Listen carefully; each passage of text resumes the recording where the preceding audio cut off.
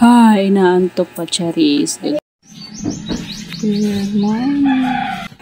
Di tayo dapat antukin. Kaya mag-set up na tayo ng ating camera at ayan na ngayon magda-downit ako dahil kahapon ko pa ito na kusot at ngayon ay magda-downit, isasampay ko na lang. Kaya sa mga tatay dyan, huwag nyo ini-small ang mga gawain ng isang nanay dahil sa pagising pa lang, kahit hindi pa nakapagkape ay uunahin talaga ang paglalaba at pagsasampay dahil ito ay napakatagal gawin ng paglalaba.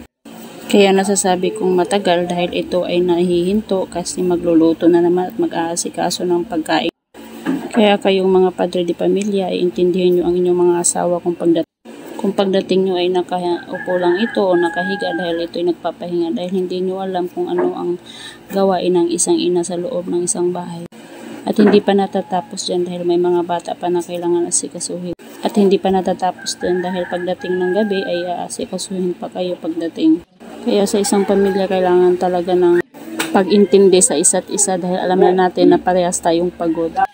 Dahil kung ikaw ay maitsi ang iyong pasensya, kagaya ko ay wag na kayong mag-asawa. Charis. Ayan na nga't magsasampay na ako dahil tapos ko nang ibabad sa downy.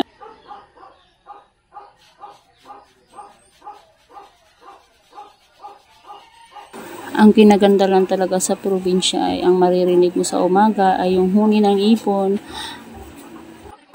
tiktilaok ng manok, tiktilaok talaga. Siyempre pusa, aso at kung ano-ano pa. At siyempre di mawawala ang tiktilaok ng ating kapitbahay at mag-iingay yan dahil umaga na naman. Siyempre di maiiwasan yan kaya huwag kang magreklamo.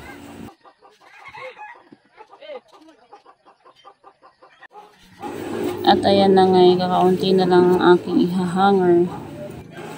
Bibilisan ko na to dahil ako'y nagugutom na at di pa ako nakapagkapit, nakapag-almusal.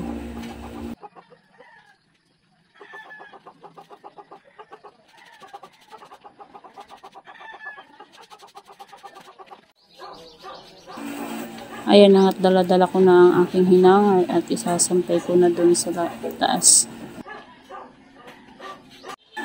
Ito nga ay napapansin nyo, ay maaga pa lang ay napakainit na kaya sa loob ng 3 oras ay matutuyo talaga ang sinampay mo. Yun nga lang dahil sa sobrang init kapag may itim ka na damit or mga dark ay mamupupusyaw talaga.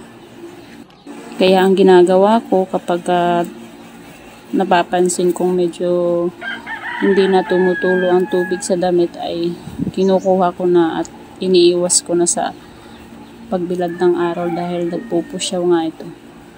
At hanggang dito na nga lang ang voice over ko at sana ipanoorin nyo hanggang matapos ang video na ito. Maraming salamat. God bless you all.